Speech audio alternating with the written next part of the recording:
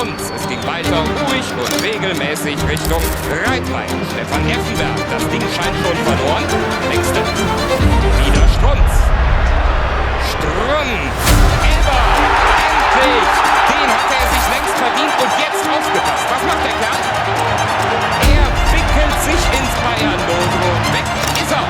Und Jaka immer feste Druck auf die brasilianische Frühlingssonne.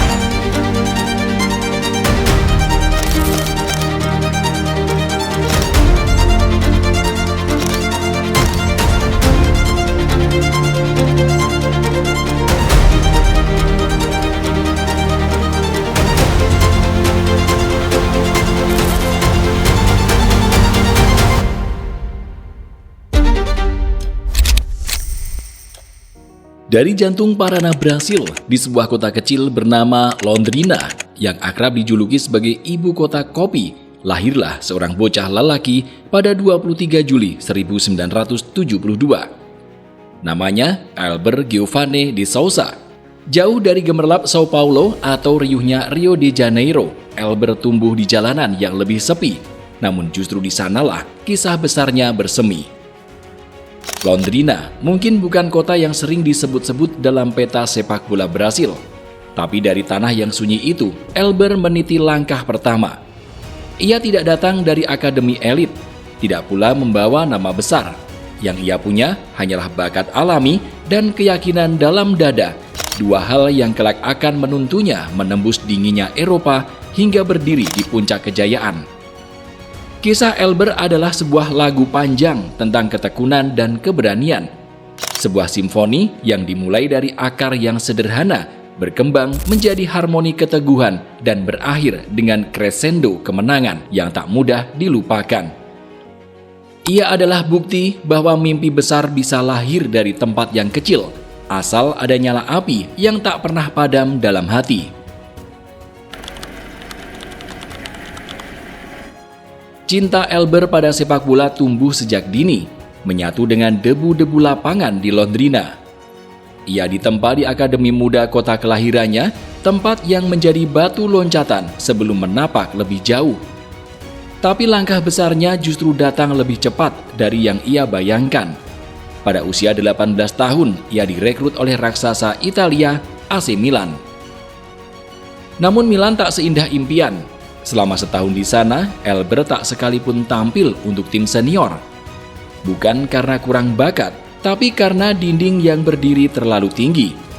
Di hadapannya berjajar nama-nama legendaris, Marco van Basten, Ruud Gullit, Daniel Massaro, Marco Simone, pemain-pemain yang telah lebih dulu mengukir sejarah.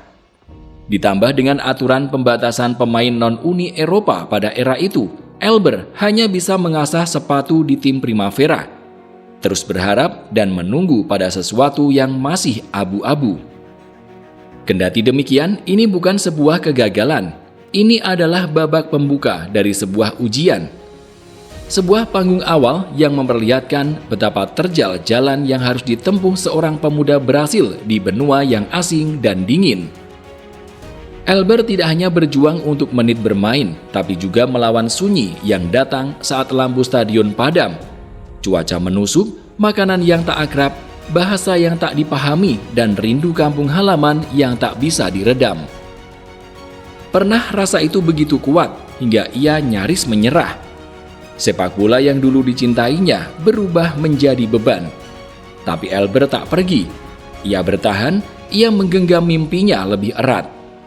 Di tengah kepulan asap yang menyelimuti kota Milan, lalu datanglah cahaya dari arah yang tak disangka.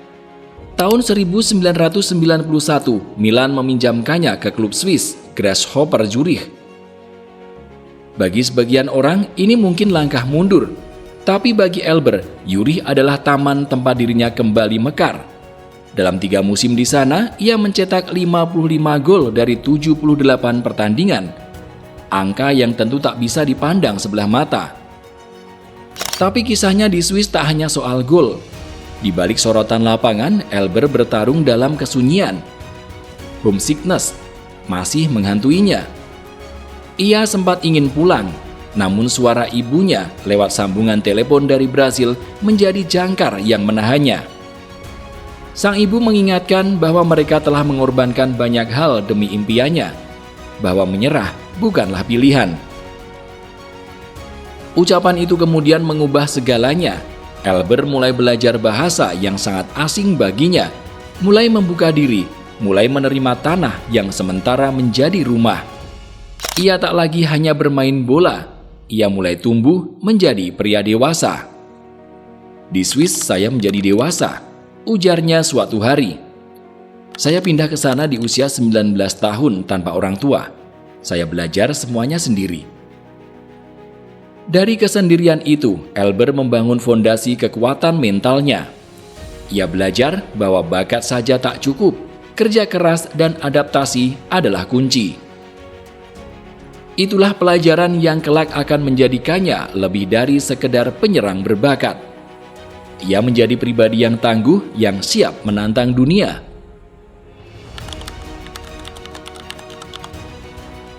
Musim panas 1994, Elber berpindah panggung ke Jerman, negeri yang kelak akan menjadi rumah keduanya. VfB Stuttgart menjadi pelabuhan berikutnya, dan sejak laga pertamanya di Bundesliga, Elber langsung mencetak gol. Sebuah awal yang nyaring, persis seperti nada pertama dari sebuah lagu kemenangan. Di Stuttgart, ia tak sekedar bersinar, ia menemukan harmoni. Bersama dua pemain lainnya, Krasimir Balakov dan Freddy Bobic, yang membentuk Magisches Dreieck, atau yang juga diartikan sebagai segitiga magis. Trio ini menjadi momok di lini depan, menyatukan visi, teknik, dan naluri gol dalam satu tarikan napas. Elber tak lagi hanya seorang penyelesai peluang. Ia jadi penghubung, pencipta, dan penafsir ruang. Umpan 1-2, pergerakan tanpa bola, hingga penyelesaian akhir, semuanya ia kuasai. Ini bukan sekedar tentang mencetak gol, tapi bagaimana membuat permainan bernyanyi. Selama 3 musim, Elber mencetak 41 gol dari 87 pertandingan liga. Dan puncaknya, membawa Stuttgart meraih DFB Pokal musim 1996-97. Ia telah menjelma menjadi sosok penting bukan hanya karena statistiknya, tapi karena energi yang ia bawa ke dalam tim.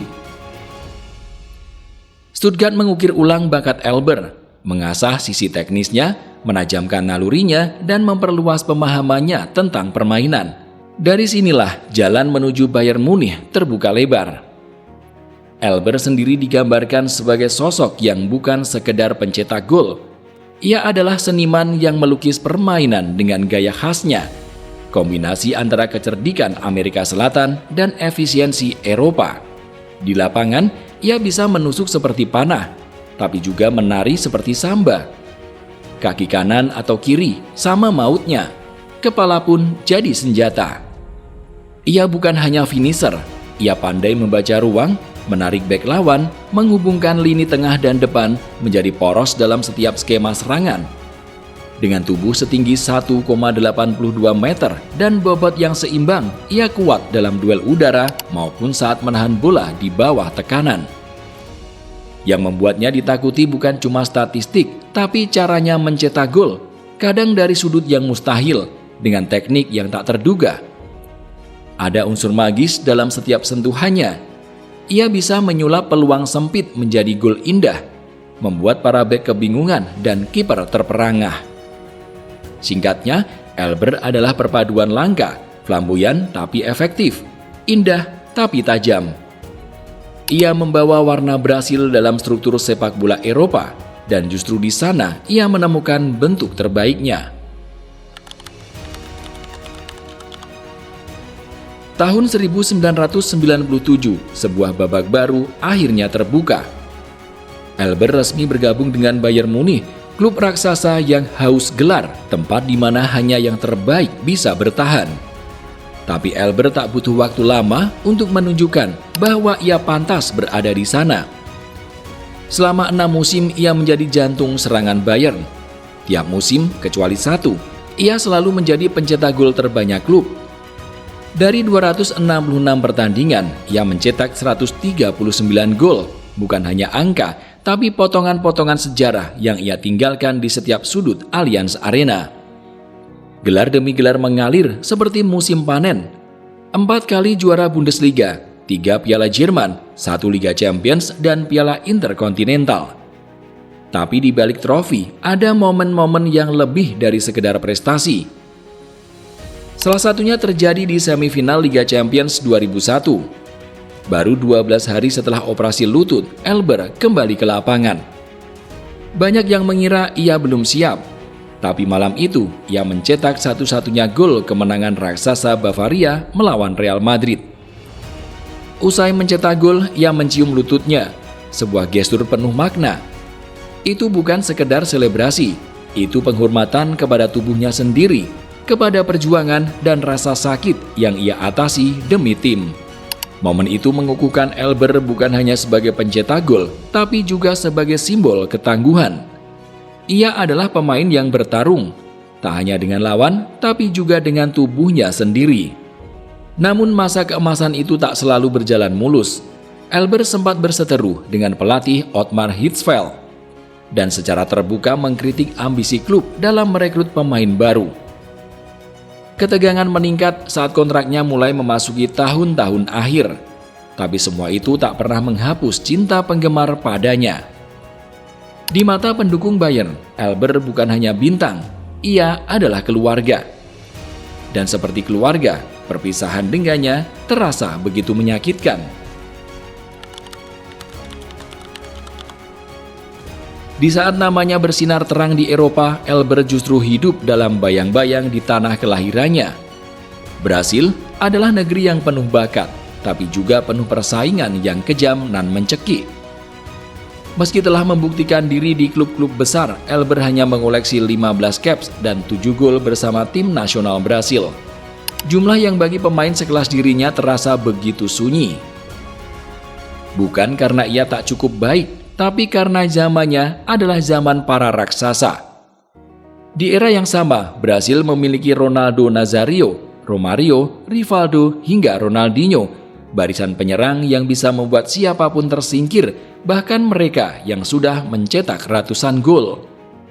Tahun 1998 seharusnya menjadi miliknya. Ia sedang dalam performa terbaik, 6 gol dalam 6 laga bersama timnas. Namun sebuah cedera bahu datang di saat paling salah. Ia tak masuk skuad Piala Dunia. 4 tahun kemudian, sejarah kembali terulang. Meski sehat dan tajam, Elber kembali tak dipilih. Di balik keputusan itu, terselip luka personal. Ia pernah menolak panggilan untuk Copa America 2001 dengan alasan keamanan. Dan keputusan itu membuatnya bersitegang dengan pelatih Luis Felipe Solari. Hubungan mereka membeku, Elber pun memutuskan mundur dari timnas. Perlahan menjauh dari panggung yang sejak kecil ia impikan. Kisahnya bersama Selecao bukan kisah kegagalan, tapi kisah tentang betapa kejamnya kompetisi di negeri para dewa bola. Elber terlalu istimewa untuk diabaikan, tapi ia hidup di era yang terlalu sesak untuk memberinya ruang. Namun kembali, ia tak pernah menyimpan dendam.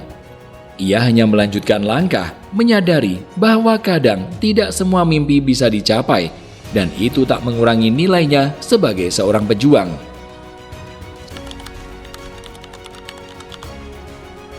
Setelah 6 musim penuh kejayaan di Bayern Munich, Elber merasa waktunya tiba untuk tantangan baru.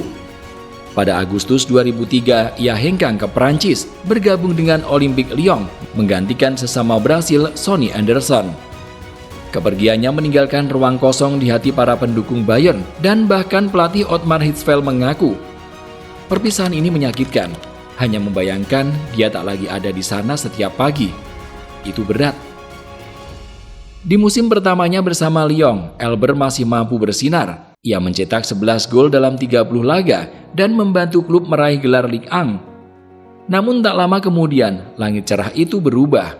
Cedera parah menimpanya. Fibula dan tibia patah.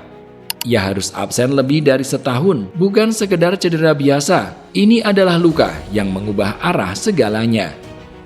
Setelah pulih, ia mencoba bangkit kembali.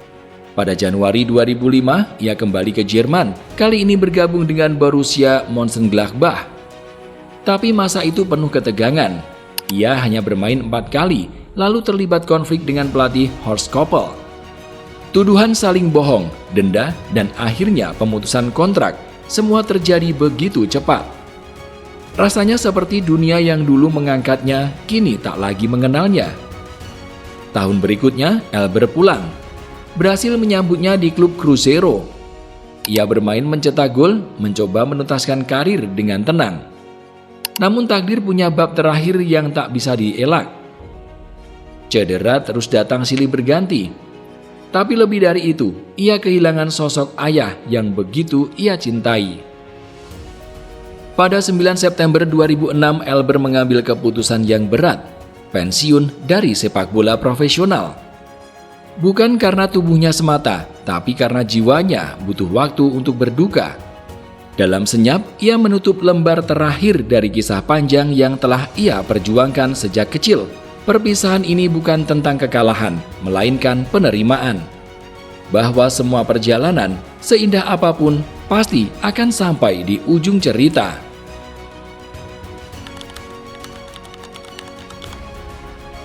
Tak semua legenda harus dielu-elukan setiap waktu.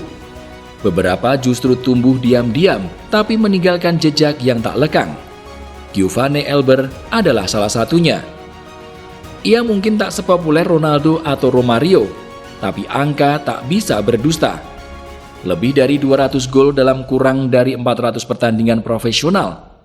Di Bundesliga, ia menjadi pencetak gol asing tersubur sepanjang sejarah saat itu, 132 gol dari 252 laga. Ia bukan sekedar pemain hebat, ia adalah bagian dari sejarah. Dan sejarah itu belum selesai ditulis. Setelah pensiun, Elber kembali ke klub yang ia cintai, Bayern Munich. Kini, ia menjadi duta klub dan pencari bakat di Brasil, membimbing generasi baru untuk menemukan jalan seperti yang pernah ia tempuh. Namun warisan terbesarnya bukan terletak pada trofi atau gol, tapi pada nilai-nilai yang ia tinggalkan.